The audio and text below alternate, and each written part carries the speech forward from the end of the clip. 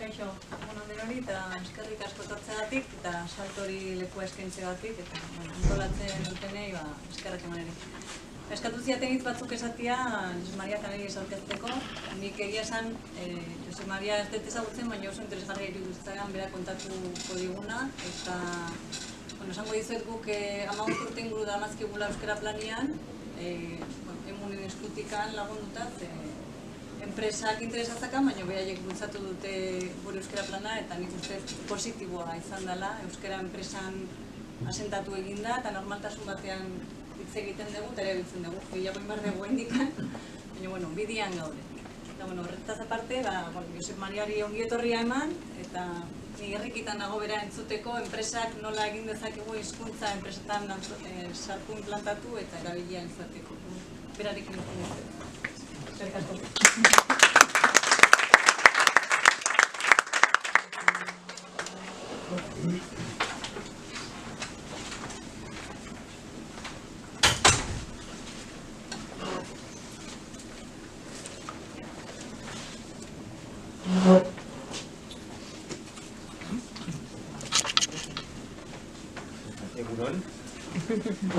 Poca cosa sabré decir más en vasco, ya me perdonaréis. Gracias por la presentación, espero que hayan dicho cosas. Gracias también a Miquel por la invitación, por estar aquí. Es un placer poder estar aquí y os lo agradezco.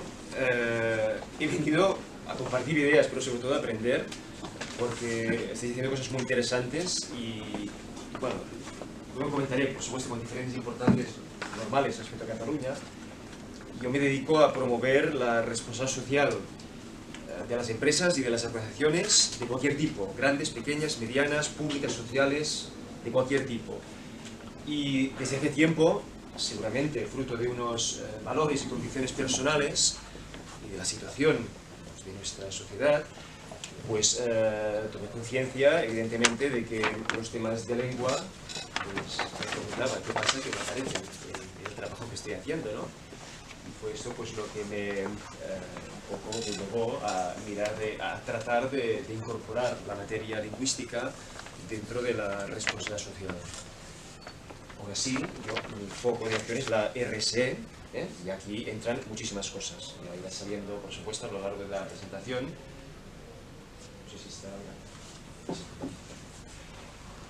Y aprovechando el formato tan participativo y que invita a participar, también os ruego que podamos interactuar. O sea, inicialmente había previsto hacer una presentación y luego dar lugar a un poco de debate, pero dado el ambiente y yo sé que es positivo que en cualquier momento, os lo pido, podáis cortar, discutimos, hablamos, me pedís algún ejemplo, alguna concreción sin ningún problema.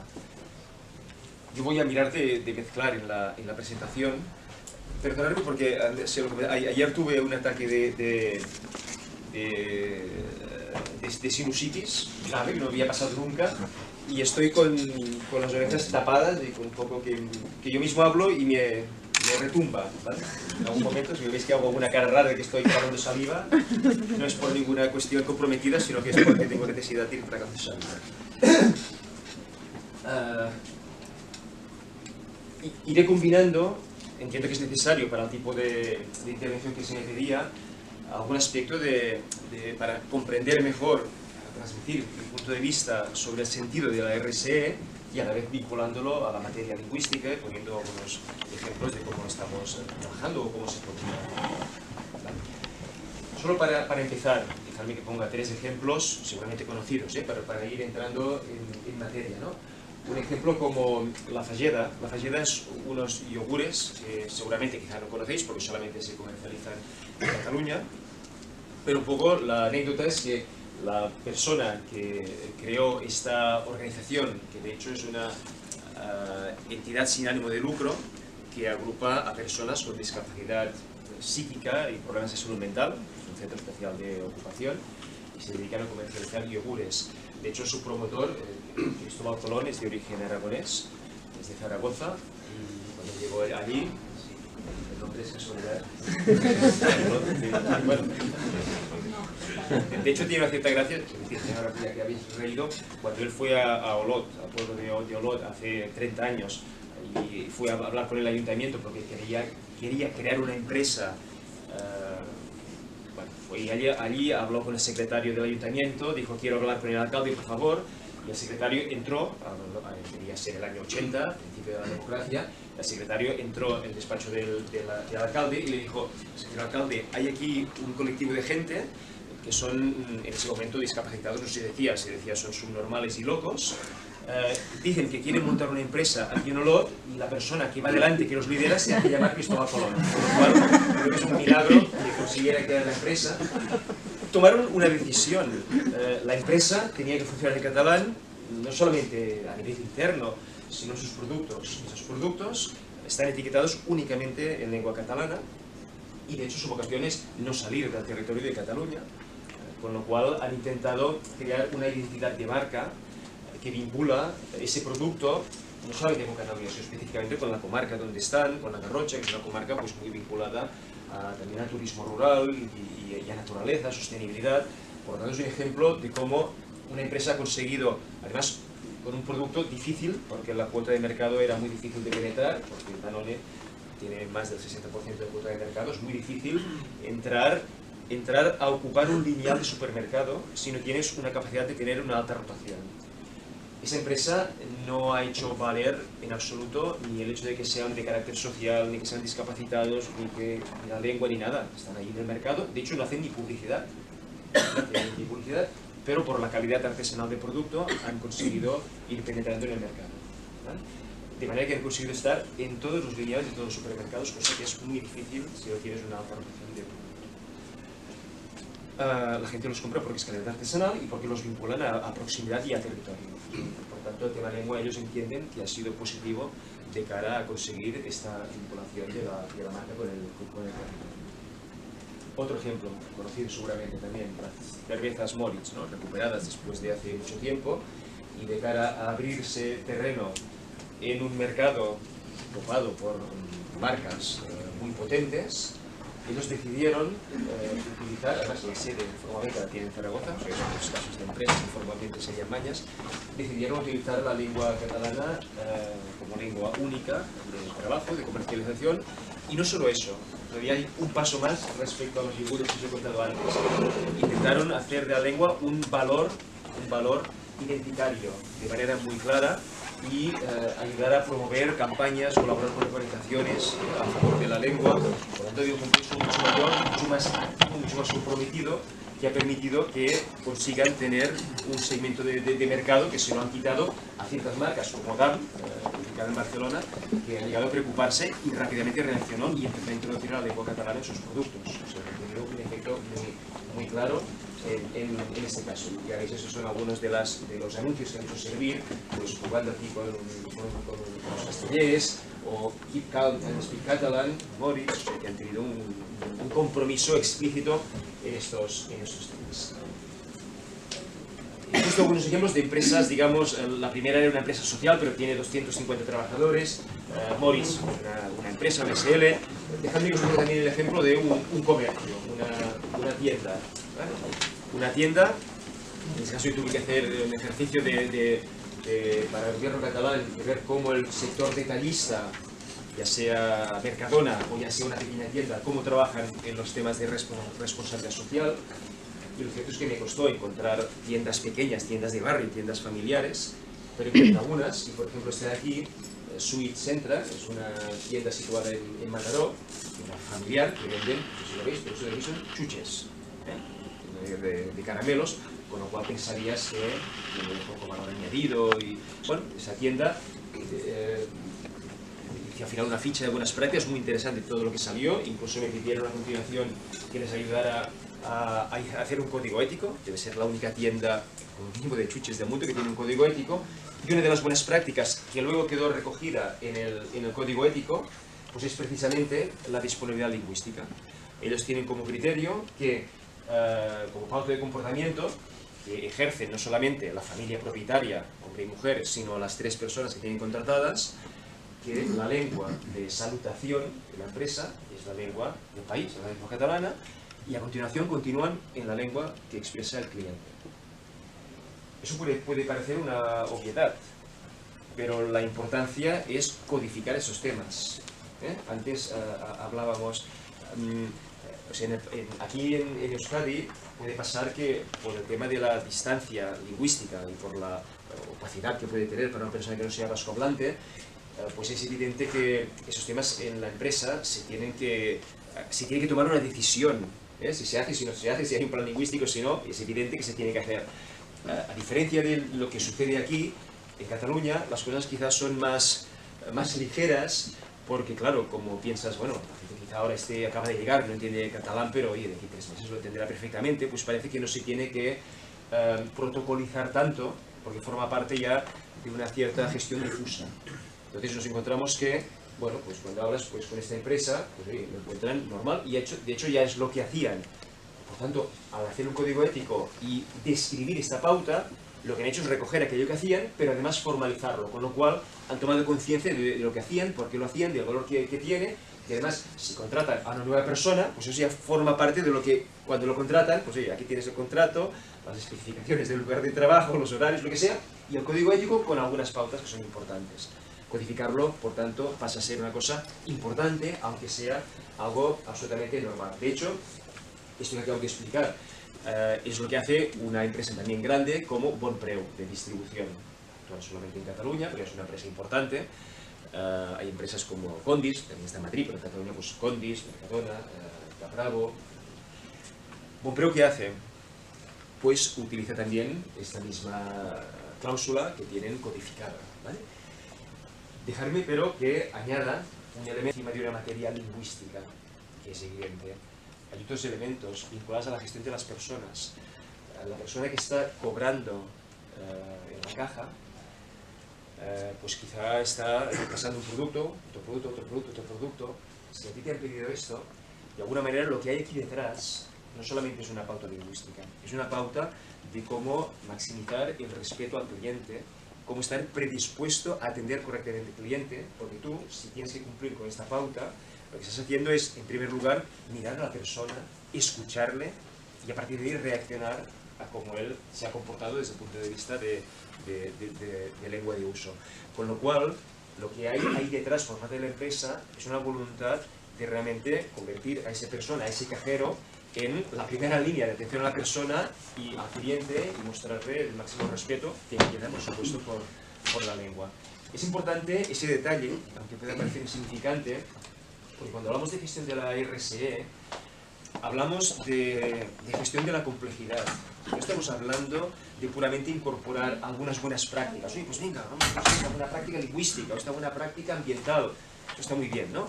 Pero eso, si lo contamos así, como una suma de buenas prácticas, bueno, cada cual nos interesará la que sea. Pues aquí seguramente la buena práctica lingüística, otros la ambiental, otros el respeto a la diversidad de género, el que sea. Pero finalmente, de la suma de buenas prácticas, no vamos a conseguir hacer un modelo de RSE profundo, holístico de la empresa. Será puramente una suma de buenas prácticas. ¿Por qué lo remarco? Pues porque la RSE, más que una suma de buenas prácticas, es un enfoque de gestión, un estilo de gestión. Y por tanto, es necesario que haya un liderazgo, que forme parte de la cultura de la empresa, que esté conectado al modelo de empresa, a la visión estratégica de la empresa. Si solamente es una suma de buenas prácticas, eso puede ser muy pobre. Y algunas de esas buenas prácticas pueden ir cayendo con el tiempo. Por tanto, lo que es significativo es que haya realmente una voluntad como empresa de gestionar la RSE y que eso se vaya concretando en cada empresa en función de lo que sea más importante en ese momento, más relevante, que dé respuesta a necesidades, etcétera, etcétera. Un último ejemplo también para entrar en casos realmente pues, pequeños. Un taxista. Un taxista, que en este caso pues, yo lo conocí en el 2008, él era nuevo en el sector porque había cerrado la empresa donde estaba y decidió entrar en el sector del taxi.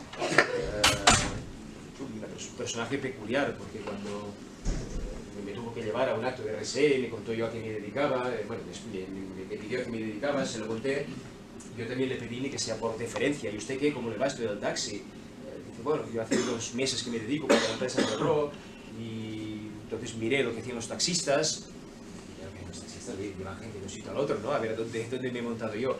Y dice, sí, pero bueno, pero mira, he decidido, en mi caso, como hago viajes largos y sobre todo con gente del mundo de la empresa, pues tengo wifi en el taxi, es el primer taxi, lo descubrí luego, que tiene wifi del Estado español, el taxista. Digo, caramba, además pues llevo un ordenador de esos pequeños aquí en la guantera, por si alguien quiere utilizarlo, tal, durante el viaje. Oye, si te falta batería, llevaba 50 cargadores, 50 cargadores, o sea, él había hecho un esfuerzo de intentar no limitarse a la mera función de llevar gente de un sitio al otro, sino convertir ese nuevo trabajo suyo en una misión, de prestar realmente un servicio a las personas, de darle un valor añadido. Y en ese valor añadido, él había identificado algunas materias, como os he contado ahora. Bueno, incluso me dijo, oye, ¿y esa conferencia que vas a dar, la tienes impresa o no? Porque si no, tengo que parar, pero detrás llevo una impresora de esas pequeñas, porque una persona urgentemente al aeropuerto tiene que imprimir el billete, junto para firmar. Claro, yo quedé desbordado de tanto día, año 2008. Él había hecho ese esfuerzo que había canalizado sobre todo en temas tecnológicos. Pero fruto de la conversación me dijo, no, yo también estaba pensando en esos temas de cómo tratar de mejorar a la clientela, cómo poder atenderlo, cómo poder respetarlo lingüísticamente, incluso en la elección de la radio, si quieren la radio en una lengua o en la otra, o más fuerte, o no quiere el radio, o la ventana, o la velocidad, lo que sea, ¿no? Lo que pasa es que no sabía un poco cómo reflejarlo. Al cabo de 2 días me llamó y me pidió, oye, ¿podrías ayudarme a hacer un código ético? Pues para escribir todo eso, ¿no? Porque a partir de la conversación, él ya había estado pensando antes en esas cosas, me dijo, me gustaría adquirir algunos compromisos más allá de eso que te conté tecnológico, también en temas de lengua, en temas de respeto, de civismo, etcétera, etcétera. Incluso cuando me compre un coche nuevo, pues quizás será híbrido. Pero me gustaría que la gente no tenga la sensación de que, pues mira, hoy Tomás hoy se ha levantado contento, hoy ha decidido hacer esto, lo otro. A mí me gustaría tener un papel que escriba cuáles son mis compromisos. Digo, has entendido muy bien lo que es un código ético, es eso, ¿no? Un documento que te permita que a tus clientes, al sector, a los otros taxistas, a las asociaciones del lugar, al ayuntamiento, quien sea, les puedas mostrar cuáles son tus compromisos.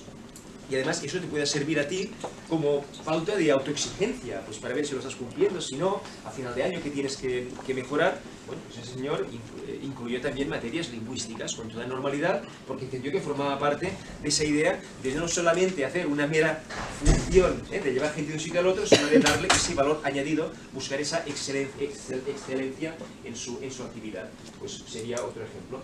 ¿Vale? Bueno, aquí pues, pretendemos ser plenamente respetuosos con la condición étnica, religiosa, nacional, lingüística u otras características de la persona. Como elementos de comunicación y convivencia, cada cliente se expresa libremente en la lengua que crea conveniente, etc. Por tanto, un poco es lo que él recogió aquí. Hemos visto algunos ejemplos. Vamos a ver un poco qué es la RSE, para situarlo en contexto. Permitidme que no dé ninguna definición, hay muchas y ya conocéis y vais a encontrar muchas. Yo solamente voy a hacer una pequeña descripción de qué es la RSE metodológicamente, que es lo que me interesa para luego estirar un poco del hilo. ¿Qué es la RSE metodológicamente? Mirad, cuando vemos una organización, una empresa, la que sea, pública, privada, grande, pequeña, es indistinta, universidad, sindicato, lo que sea, y para ver si está o no en ese mundo de la RSE, ¿qué es lo primero que yo esperaría encontrar? La observo y ¿qué esperaría encontrar? Bueno, en primer lugar me gustaría encontrar, y es lo primero que miraría, si hay realmente un compromiso, si ha explicitado un compromiso. Si hay un discurso, hay unos valores explícitos, hay unos valores de RSE, y a la ética ahí en primer lugar, ¿no? Si eso está codificado, si hay un código ético, si en su discurso, cuando habla el director o directora general, si eso sale, ¿existe o no ese compromiso? Eso sería un primer paso relevante, ¿no? Pongo aquí la ética como valor de referencia. Pero claro, eso no es suficiente.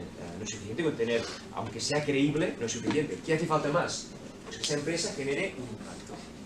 Y ese impacto quiere decir pues que sea capaz de minimizar los impactos negativos y maximizar los impactos positivos. Y ahí, como valor de referencia, pues voy a poner la sostenibilidad, ¿vale? Claro, si hablamos de RSE, eso de ahí, yo lo firmaría para cualquier empresa, no es suficiente. Eso es mucho, pero no es suficiente para hablar de RSE. ¿Qué hace falta? Hace falta asegurar que la empresa puede pasar de aquí a aquí. Y ese asegurar no es otra cosa que la gestión. Si hablamos de RSE, aquí hablaríamos pues, de que esa empresa disponga de un plan de acción, de unos objetivos, de unos indicadores, de unas buenas prácticas, etcétera, etcétera. ¿No? Pues, imaginaros, si esto lo vamos aplicando, ya lo vais seguramente pues, traduciendo a los términos de lo que estamos hablando, pues eso implicaría que esa empresa adquiere en la materia lingüística, como en la ambiental, en la laboral, en la que sea, unos compromisos. Tiene que haber una voluntad. Y tiene que haber es una voluntad que se ejerza desde arriba, desde la alta dirección y que vaya bajando y que el máximo de incluso trabajadores y grupos de interés tengan esa voluntad y ese compromiso y eso finalmente que genere un impacto. Pero hace falta, por supuesto, una gestión y si hablamos del tema que hablamos, pues un plan de usos lingüísticos, etcétera, pues sería una buena cosa, ¿no? Pero si hablamos de RSE, esa gestión, ¿en qué se concreta metodológicamente? Y es aquí donde me gustaría hacer notar alguna cuestión que sea de manera muy ligera, pero ponerlo encima de la mesa. Cuando hablamos de RSE, hace falta necesariamente que se produzcan tres elementos metodológicos, que son los siguientes. El primero, identificar cuál es la materialidad que decimos en nuestro argot. Quiere decir, cuáles son los temas importantes, cuáles son los temas relevantes. Oiga, yo dirijo esta empresa. ¿Usted que sabe de RSE? ¿Qué es lo que tengo que hacer para ser una empresa responsable? ¿Tengo que tener el web en vasco? ¿Tengo que contratar a personas discapacitadas? ¿Tengo que dar dinero a organizaciones que me lo piden? ¿Qué tengo que hacer? Pues oiga, mire, no hay un checklist predeterminado. No existe. No hay checklist. Depende de la empresa, del sector, de dónde está ubicada. Depende de muchas cuestiones. Tú tienes que hacer el esfuerzo de comprender cuál es tu contexto de sostenibilidad o contexto ético. Y eso quiere decir que tú tienes que comprender esta empresa ubicada pues aquí medio en un valle de País Vasco, pues qué es lo que es relevante, qué es lo que puede ser urgente, necesario, qué es lo que le piden los grupos de interés, etcétera, etcétera. ¿Vale? Por tanto, no hay un checklist predeterminado. Lo tiene que construir la empresa, el sector, el territorio le puede ayudar, etcétera, etcétera. Ya entraremos un poco luego. Esa sería la primera cuestión, identificar esos temas. Segunda cuestión, identificar cuáles son los grupos de interés, los stakeholders, utilizamos mucha terminología inglesa. ¿Cuáles son los grupos de interés? Por supuesto, una empresa cuando toma una decisión, ¿a qué grupos de interés tiene en cuenta? Pues, por supuesto, a la propiedad, por supuesto, es un grupo de interés y es importante, no hace falta decirlo, pero también a la clientela. Claro, por supuesto, el cliente manda, ¿no? El cliente es el rey, pues es un grupo de interés fundamental, pero también a los trabajadores, cada vez más, a medida que los trabajadores han sido más determinantes para crear valor en una empresa, son más importantes, por tanto, aquí hay tres grandes grupos de interés determinantes que cuando se tiene que tomar una decisión se tienen en cuenta. ¿Son los únicos? Pues no, cada vez hay más grupos de interés que la empresa considera que tienen intereses legítimos y que por tanto puede tenerlos en cuenta. Tenerlos en cuenta no quiere decir hacer lo que te dicen, porque además puede ser contradictorio entre unos entre otros. Pero la empresa considera, digamos con una cultura más avanzada, la empresa sensible a la RSE, considera que debe identificar cuáles son esos grupos de interés, la comunidad, organizaciones sociales, ambientales, de lengua, los vecinos, los inversores, los medios de comunicación, el legislador, el ayuntamiento, la competencia, el sector, las asociaciones empresariales, en fin, organizaciones de consumidores, etcétera, etcétera. Tiene que identificar cuáles son los más relevantes en su caso y eso es lo que le va a permitir, vuelvo arriba, identificar correctamente la materialidad. Es decir, saber para mi empresa lo que es determinante en términos de RSE no es una decisión unilateral. No es esa visión de la empresa clásica, porque atención un momento, tiene que ser una empresa que sea muy ética. Y ahora voy a forzar un poco, pero para que me entendáis. Oye, yo a lo mejor esta empresa, yo soy el director, ¿verdad que no engañamos a los clientes? ¿Verdad que tenemos relaciones a largo plazo con los proveedores? Oye, pues es una empresa con un componente ético y que la aplaudo y ojalá todas fueran así. Pero eso quiere decir que esta es una empresa con RSE. No necesariamente. Vaya, de hecho, si solo es eso, no. Para que haya RSE tiene que haber una identificación y diálogo con los grupos de interés. Porque ese grupo de interés a lo mejor vendrá aquí y me dirá, sí, todo está muy bien lo que hacéis, pero resulta que, oye, pues aquí hay un sofá que tiene un producto textil que a lo mejor viene de la China y ha sido elaborado con mano de obra infantil. Bueno, pero yo lo he comprado legalmente y sí, aquí dentro de esas 4 paredes todo se hace legalmente y de manera muy ética. Pero cuando hablamos de RSE hablamos de impactos remotos y eso es muy importante. Y yo soy una organización que se dedica pues, a trabajar por los derechos humanos en el mundo y considero que es importante. Bueno, entonces aquí, eso no quiere decir que tú tengas que hacerle caso directamente, pero tienes que integrar eso en tu mapa de temas que pueden ser relevantes y tendrás que priorizar. Y a lo mejor resulta que si tú solamente has comprado un sofá para tenerlo aquí, pues es una compra puntual, que tú te dedicas a fabricar sofás y utilizas el producto textil, pues eso pasa a ser un tema realmente muy importante. Tú tienes que construir ese mapa de temas relevantes. aquí ¿cuál es el problema? Que las organizaciones que llaman a la puerta de la empresa utilizando el discurso y el modelo de la RSE, y por tanto que la empresa atiende, incluso hace focus group, hace espacios de diálogo para comprender su RSE, pues a lo mejor aquí sucede que solamente convoca o solamente se identifican como RSE algunas organizaciones en el campo pues, laboral, en el campo de derechos humanos, en algunos campos, y no en el lingüístico.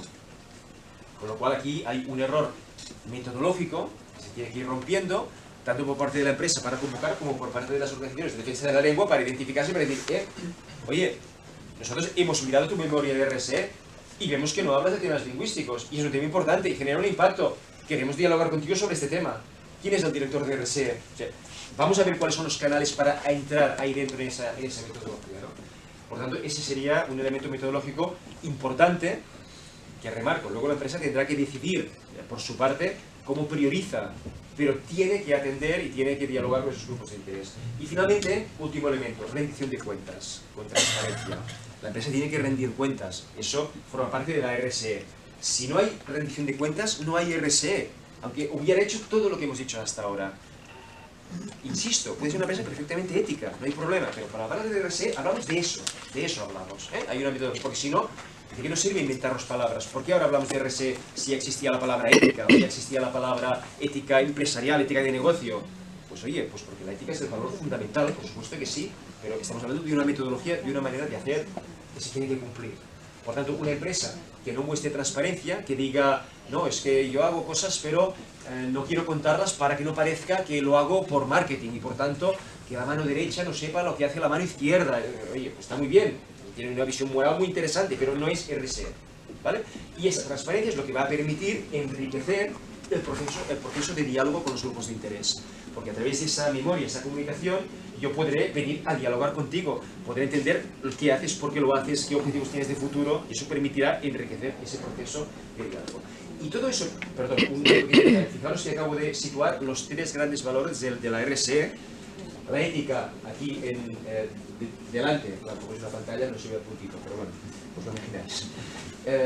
La ética, allá al principio, porque es el gran principio de la RSE, la sostenibilidad, aquí al final, porque no deja de ser el resultado final que pretendemos, generar sostenibilidad, atención, que nadie se confunda con puramente, o que nadie lo limite a sostenibilidad ambiental, social, lingüística, laboral, etcétera, etcétera, sostenibilidad. Y finalmente aquí hay el valor de la transparencia, quizás de manera más discreta, porque de hecho no deja de ser un valor instrumental. Hoy en día se habla mucho de transparencia, sobre todo en el sector público, portales de transparencia, pero un portal de transparencia está muy bien, pero a mí no me explica nada de si es una organización honesta o comprometida o no. Por tanto, esos serían los tres grandes valores. Pero eso que acabo de contar, para acabar con esa idea de presentación de la RSE, se tiene que hacer respecto a la totalidad de la empresa, respecto a los 5 vectores de impacto de la empresa. Y aquí es donde me gustaría pues, destacar los impactos, hablamos de 5 grandes vectores, bueno, los impactos económicos, laborales, ambientales, sociales y los temas de movilidad. Y lo remarco, porque eso vuelve a ser un tema importante, si vamos a hablar de lengua. Oye, está muy bien que haya una empresa que tenga unas buenas prácticas ambientales. Oye, hay empresas del IBEX que hacen cosas muy interesantes a nivel ambiental, tienen dinero para hacerlo, además tienen miedo de litigios y es un tema que, bueno, quieren mostrar su compromiso con la sociedad y hacen algunas inversiones interesantes que además saben que les van a ser económicamente, van a tener retorno. Es fantástico. Es una empresa que a nivel ambiental hace muchas cosas, perfecto, y quizá también a nivel social, pues oye, están dando unas becas para estudiantes universitarios o están colaborando con entidades, fantástico, fantástico. Pero estamos hablando de una empresa que tiene buenas prácticas ambientales y sociales. De ahí hablar de RSE hay camino, porque si esa misma empresa resulta pues, que está haciendo elusión fiscal para no pagar sus impuestos aquí en el territorio, o por ejemplo está dejando de pagar, como ha pasado durante esta crisis, y está dejando de pagar a las pymes proveedoras, las está pagando quizá a un año, cuando tendría que pagar a 30 días obligatoriamente, y además es que podría pagar y no paga para obtener beneficios de intereses, esto ha pasado, y hay pymes que han desaparecido por no tener acceso al crédito, por ese motivo, ¿vale? Pues esa empresa que no me hable de RSE, ¿vale? Entonces aquí es donde tenemos que encontrar como a esa empresa le decimos, no, es que ser una empresa socialmente responsable implica algo mucho más integral, mucho más holístico, implica un proceso, como os he dicho antes, y por tanto vamos a ver hasta qué punto los temas de relación con la comunidad pueden ser o no importantes, y dentro de los temas de relación con la comunidad, los temas de carácter lingüístico. Y fijaros que aquí mi defensa, digamos, personal, vocacional de los temas lingüísticos, también se encuentra con una limitación. Todos los temas entran aquí dentro y tenemos que ver cuáles toman o no toman materialidad. Oye, si hay una empresa que tiene unos temas, pues a lo mejor es una empresa muy internacionalizada y que está ubicada aquí por casualidad, pero que la gente capta talento de todo el mundo, y viene gente y vienen y marchan, y pues, oye, pues a lo mejor, pues mira, que cumplan con la ley, pero a lo mejor este no es un tema quizá muy determinante. En cambio, pues hay otra empresa que sí. Aquí tiene que ver el esfuerzo, desde una lógica de RSE, de encontrar cuáles son los temas más relevantes. Y aquí, digo, estamos pues en una bolsa donde hay muchísimos temas, de igualdad, de ambientales, etcétera, etcétera. Pero la metodología nos acaba beneficiando, porque tiene que permitir que la RSE salga, o sea, que la lengua salga ahí dentro cuando hablamos de... Y por tanto, que dejemos de, como pasa en algunos casos, yo entiendo que aquí en el País Vasco seguramente cada vez menos, allí quizá cada vez más, que la lengua se ha politizado, y por tanto la gestión lingüística ha encontrado aquí unos problemas mayores, y por tanto unas dificultades para incorporarlos. O sea, gestionar la lengua, mira, hay empresas, mira, pues no sé, empresas que hace 30 años lo hacían todo en catalán. A la publicidad no, pero internamente funcionaban en catalán. Y a medida que crecieron y se extendieron por España, pues, bueno, tenían delegados comerciales en Andalucía, no sé qué, pero al final, al cabo de 3 años, esas personas acababan entendiendo catalán y les ofrecían cursos de formación en catalán, y pues sí, teníamos aquí comerciales que están por toda España y les hacemos cursos y lo van entendiendo. Eso lo pasaba hace 30 años. Hace 5 años, hablando con esa empresa, ya no lo hacemos eso los cursos de catalán porque se podría malinterpretar. Política y tal, ¿vale? Quizás el proceso inverso a lo que ha pasado en el País Vasco, ¿no? Allí ha habido este proceso de que algunas empresas el tema pasan de puntitas. No quieren gestionarlo porque gestionar la lengua puede alguien interpretar, ¿no? Que es un tema de conflicto, cuando no hay conflicto, pero hay un cierto miedo en las empresas a, bueno, porque además, como no hay problema, y oye, pues la gente ya irá aprendiendo la normalidad, o sea, mejor que no lo gestionemos de manera demasiado explícita, ¿vale? Incorporarlo en la RSE nos quita esos riesgos, porque pasamos a normalizarlo dentro del proceso de gestión asimilado a buenas prácticas, a gestión moderna, a cultura avanzada, a respeto a los grupos de interés. Por tanto, es una manera en este momento interesante para que las empresas lo puedan gestionar. Además, con un valor añadido, las empresas que gestionan la RSE normalmente son empresas grandes o pequeñas, pero con una cultura más avanzada. Suelen no ser empresas mediocres. Con lo cual, son empresas que actúan de tractor. Son empresas que pueden, esa cultura la pueden ir haciendo avanzar en ese sentido. Cuando yo ahora he hablado de esa idea de la materialidad y de dejarme que, para explicar de manera pues, más explícita, ¿no? Pues una empresa tiene que tendría que identificar cuáles son sus responsabilidades primarias, aquellas que son más inherentes a tu actividad. Si tú tienes un taller de coches y siempre se te cae el aceite, al cambiar el aceite se te cae y contaminas el suelo y la capa freática, pues oye, no me hables de que das dinero para los niños que juegan a básquet aquí, que está muy bien, te lo aplaudo, fantástico, pero eso es puramente filantropía, no es RSE. La RSE empieza por tu responsabilidad primaria. Si tú abordas esa responsabilidad primaria, a continuación, esa filantropía entrará en tu RSE, pero es un concepto relativo, ¿vale? Por tanto, primarias, secundarias, que afectan a tus grupos de interés, terciarias, cuando ya son temas que afectan pues, a la comunidad, pero que tú no tienes una responsabilidad directa.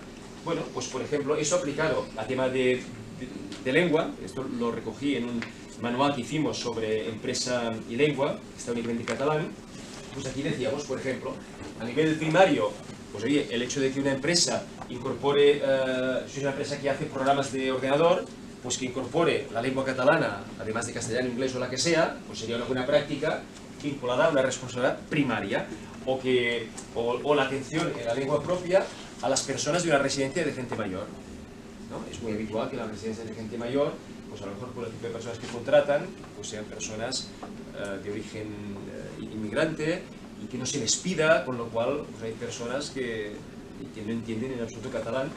Al final lo acaban entendiendo, pero es que a veces, ahora ya no tanto, pero en su momento acababan de llegar y no les hacían ni un proceso de una comprensión mínima de la lengua catalana. A nivel secundario, pues podríamos hablar del fomento del catalán en este caso, de la lengua propia, entre los trabajadores de una empresa del sector de la construcción. Digo que quizá es un tema que no sería un tema fundamental, en el sentido de que quizá no es la herramienta de trabajo, pero podría ser una responsabilidad secundaria, o la valoración del factor lingüístico en las compras de productos, o la lengua en las revistas de la sala de espera. Pues cuántas veces vamos a médico, al dentista, ¿no? Y tienen allí las revistas, ¿no? Sí, hay muchas revistas en catalán, buenísima. Y no entiendo por qué todas las revistas son en la misma lengua, todas están en castellano, no lo entiendo. Sí, hay revistas catalanas de gran calidad, de muchos temas, de historia, de viajes, de lo que sea.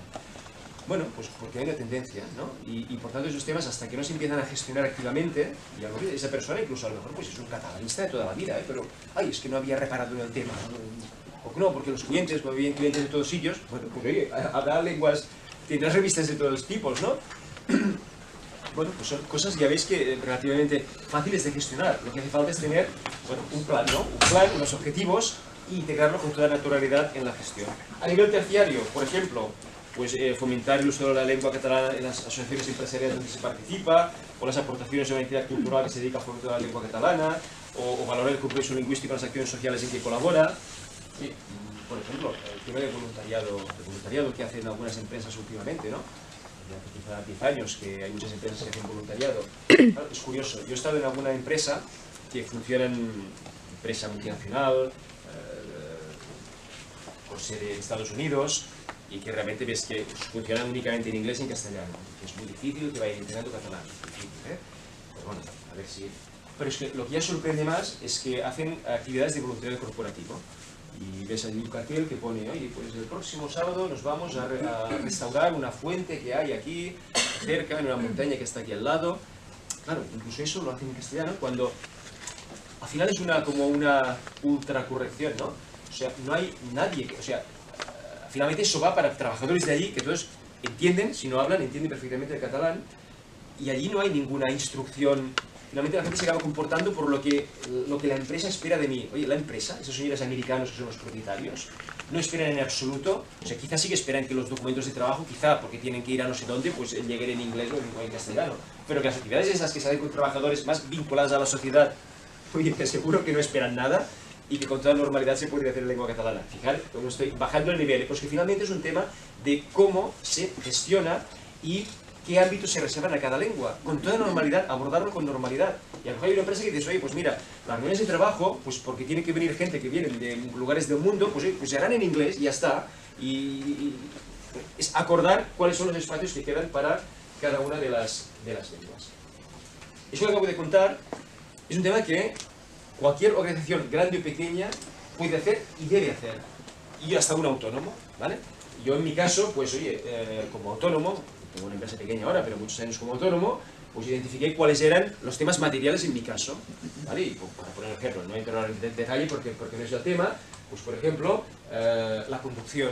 Yo tengo que ir a polígonos industriales y intento ir siempre en transporte público, pero a veces tengo que ir en coche. Pues un indicador fue las multas. Yo tengo aquí las multas, lo gestiono y lo comunico públicamente, y es una manera de bueno, mostrar mi voluntad de intentar hacer una buena conducción, de no provocar accidentes. Y además, bueno, a mí me sorprendió el día que empecé a hacer esto y a comunicarlo públicamente, que un día iba a 140 por la autopista, llegaba tarde a Reus y pensé, pues caramba, si me ponen una multa lo tendré que explicar. Y ese día pues bajé un poco el pedal y pues si me ponen... o sea, ya me disculparé por llegar tarde y otro día gestionaré mejor mi agenda, ¿no? Bueno, pues así somos las personas humanas. Yo me paso un día hablando en mi boca de ética y de RSE y solamente cambié mi conducta el día que decidí gestionarlo activamente y publicarlo. Esa es la realidad.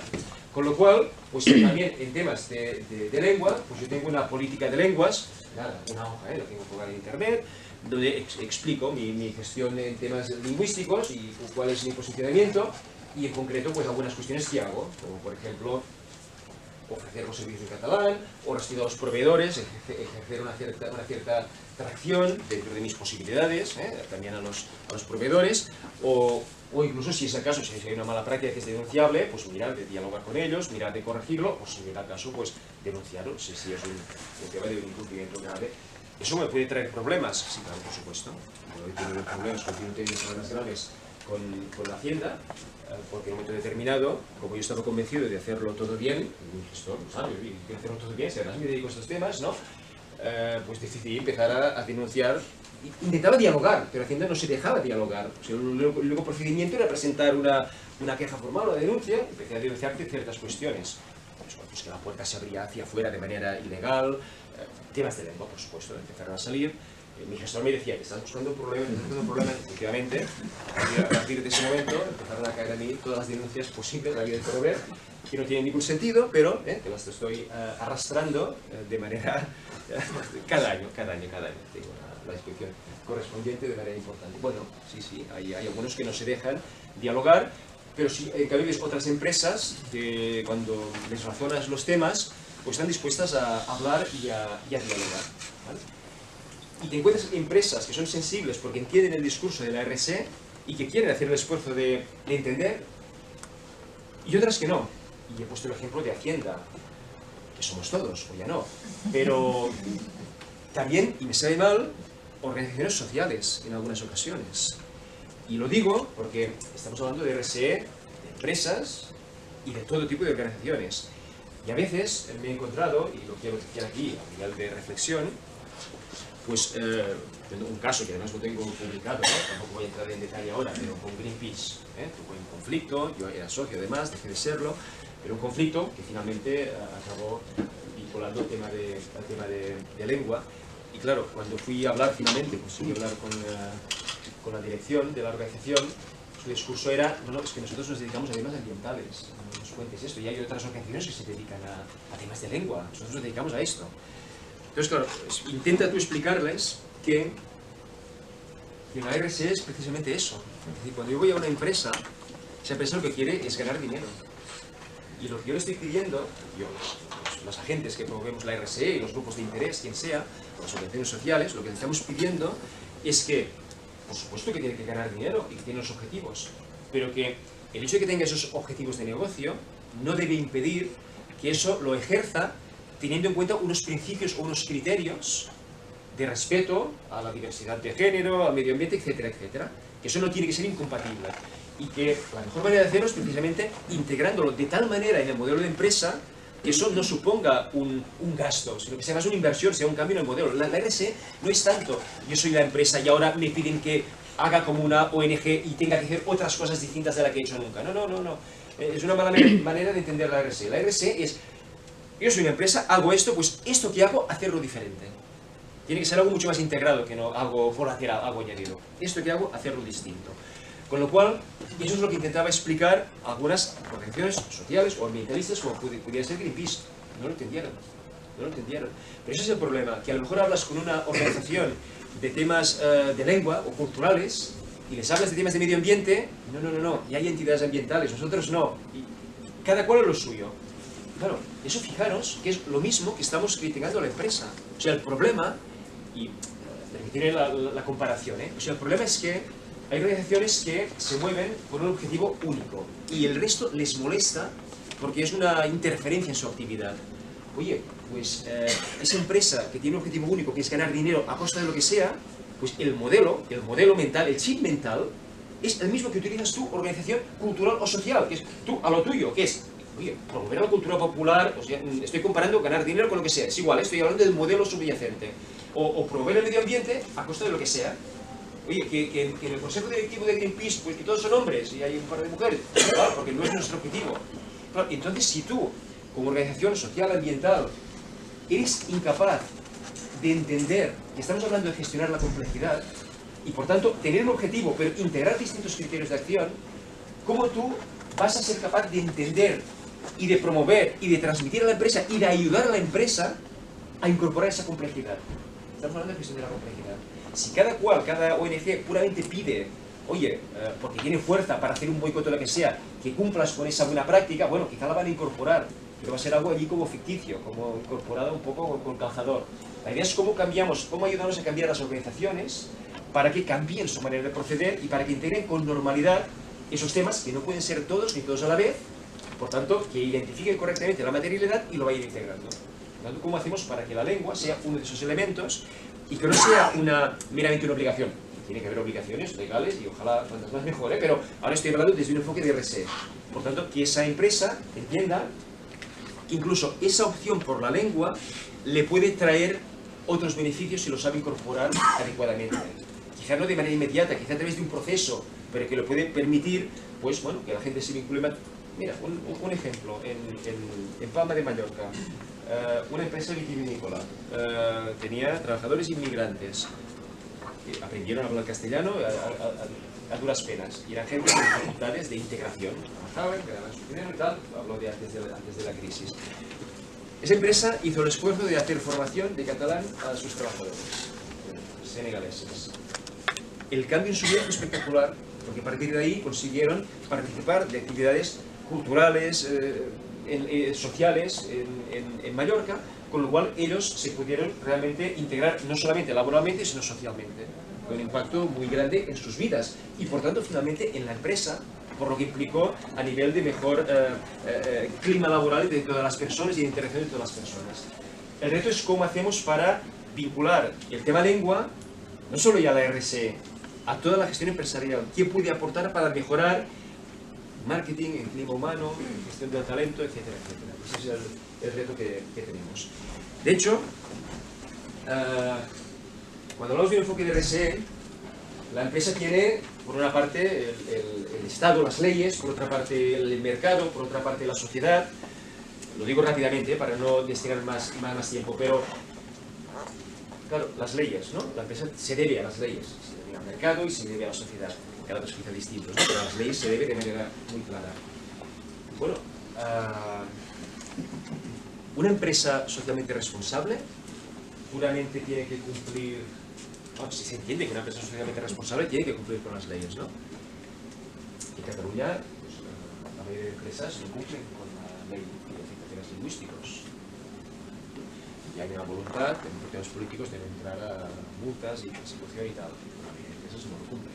Con lo cual, si estamos hablando de RSE, lo primero sería decir, sois conscientes de que hay una ley que no cumplís. Pero aún así, si hablamos de RSE, quiero hacer notar que no es suficiente con cumplir la ley. Y no de la ley, no.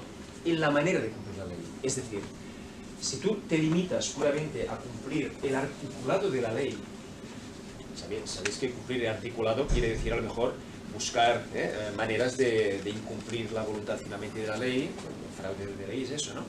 Por tanto, no es suficiente con cumplir el articulado de la ley. Una empresa que hable de RSE debería en primer lugar cumplir con la voluntad que el legislador recogió en base a la voluntad popular y por tanto el preámbulo es algo importante. Si en su momento había una ley en Cataluña que decía que la empresa tenía que hacer pues, las ofertas comerciales en lengua catalana y se concretaba que eso era en los soportes de papel y panfletos y tal, y en ese momento pues, no habían páginas web o era un tema muy inicial, pues oye, la ley no recogía páginas web. Pero tienes que tener la capacidad, si hablamos de RSE, de entender que el cumplimiento de la ley es cumplir con el objetivo que pretendía esa ley, que era normalizar el catalán en el mercado, y por tanto que esa idea de utilizar el catalán obligatoriamente en las ofertas comerciales, aunque explícitamente no apareciera web, pues hoy en día se tiene que concretar también en la página web. A partir de ahí la RSE sería más, pero es que cumplir la ley en términos de RSE debe implicar eso de ahí. A nivel de mercado, solamente hacer un pequeño comentario para no destinar más tiempo. Cuando se hacen estudios de marketing, oye, hay tantas veces que el tema de lengua no sale, pero ¿por qué no sale? Porque no se pide. Oye, cuando te llaman, de la empresa telefónica, ¿no? Y tienes una interacción y al cabo de 5 minutos recibes pues, una llamada para pedir el cuestionario de satisfacción. Cada vez más son motores electrónicos, ¿no?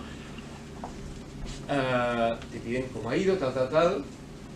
Oye, a mí me gustaría poder decir, no puedo porque a lo mejor es una máquina, oye, sí, el trato ha sido exquisito, pero yo soy cliente y yo tengo derecho a que me entienda en catalán. Y bueno, esa máquina dice, puntúe del 0 al 10, ¿no? ¿Le ha gustado? Yo digo 8. Y si no digo 8 no me entienden. O sea, hay un problema realmente en el marketing, un problema sistemático y estudiado, de que si tú no pides por esas materias, pues no van a salir, por tanto nadie las va a tener en cuenta. Y finalmente la sociedad, o sea, la empresa se debe a la sociedad, no solamente al mercado y al Estado, sino a la sociedad. Y la RSE no es otra cosa. Y fijaros que cuando hablamos de responsabilidad social, a veces las palabras confunden. Social es una palabra polisémica. Social, os lo pido, no lo confundáis con el social de la acción social, de la acción que tiene que ver con temas de la comunidad, de los barrios, de los derechos humanos. Social quiere decir muchas cosas. En este caso, cuando hablamos de responsabilidad social, quiere decir responsabilidad ante la sociedad. Y la responsabilidad ante la sociedad es una responsabilidad ambientales, lingüísticos, sociales, los que sean, sin ninguna diferenciación. Voy acabando. He dicho que la empresa tiene que identificar su materialidad, y esperemos que ahí el tema lingüístico pueda salir y los grupos de interés que puedan ejercer esa influencia para que salga, ¿vale? Pero es importante que si yo, entidad de cooperación internacional, voy a un supermercado para que vendan mi producto, y yo consigo que vendan mi producto, pero a lo mejor ese producto no cumple con la ley. Eso pasa, las organizaciones sociales de cooperación internacional que hacen productos que no cumplen con la ley porque no están etiquetados en catalán. O sea, cada cual va a lo suyo y puede haber situaciones de este tipo. En todo caso, hago un pequeño paso más, muy rápido. La empresa, cuando está abordando su responsabilidad primaria, la que es inherente a su actividad, en ese momento que ya está abordando eso, es bueno que tenga en cuenta lo que le pide a la comunidad, la sociedad en donde actúa, en donde opera, en donde gana su dinero. El problema es que para escuchar, si yo tengo una empresa aquí en Euskadi, bueno, ¿qué es lo que me pide la sociedad? La sociedad es muy amplia, y la sociedad es la suma de muchos grupos de interés, es un grupo de interés múltiple. Bueno, pues un paso que hemos hecho de manera pionera en Cataluña, a través de la asociación Respon.cat, la asociación empresarial que creamos, es el proyecto Focus de la RSE en Cataluña, que lo que ha hecho es identificar, consensuar con distintos actores, empresas, organizaciones sociales, expertos, administraciones públicas, cuáles son esos temas relevantes. Y salieron 8 grandes temas.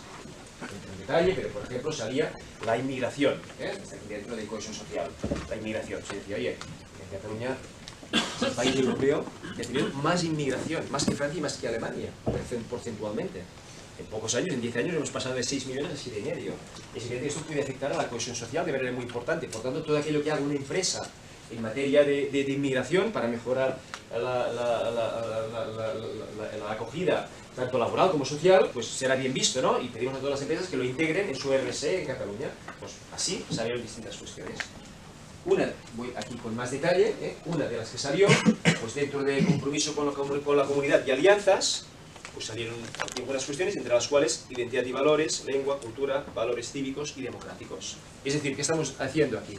Estamos diciendo que una empresa que a mí me venga, como me ha pasado a veces, un grupo de empresas holandesas, oye, mira, que estamos aquí en Cataluña hace tiempo, gestionamos muy bien el tema ambiental porque lo llevamos en la sangre, en Holanda, nuestras empresas matrices lo gestionan muy bien, pero nos gustaría saber qué podemos hacer más, o sea, qué es lo que la sociedad catalana espera de nosotros. Bueno, yo antes les podía dar mi opinión. Ahora ya no es mi opinión, es decir, hay un proceso de trabajo que creemos que estos son los temas que una empresa que opera en Cataluña debería tener en cuenta voluntariamente en el marco de su RSE. Temas, por tanto, de economía circular, temas de inmigración, temas de lucha activa contra la corrupción, porque nos pensábamos que éramos muy guapos y descubrimos lo que teníamos, y temas de lengua, entre otros.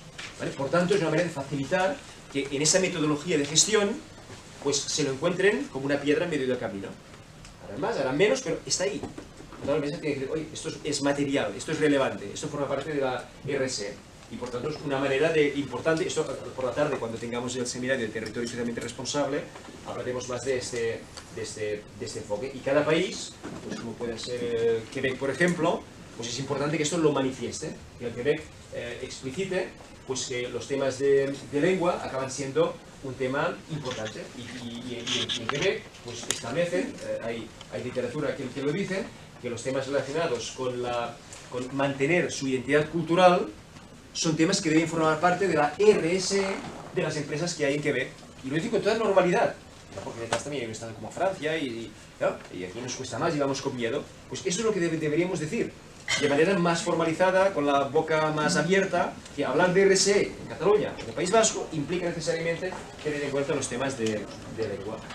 Quizá paro aquí, porque sería bueno pues, poder dialogar y a partir de aquí os puedo contar algún caso más concreto o temas más metodológicos de cómo algunas metodologías y códigos de conducta, de Shertatu, etc. Ya los conocéis cómo integran, o en Brasil, cómo integran los temas de lengua, aunque es poco, pero incluso pues, el Pacto Mundial, que acabo aquí, el Pacto Mundial, pues cuando pide a las empresas que hagan informes de sostenibilidad, pues ¿qué les dicen? Pues les dicen los informes de gestión deben ser escritos en los idiomas predominantes de los grupos de interés. La Oficina del Pacto Mundial los acepta en todos los idiomas. Por tanto, esa típica empresa, que no, como es para enviar a Naciones Unidas, solamente lo enviamos en castellano. Y hay empresas, mira, Gas Natural hace la memoria, en castellano, catalán, inglés.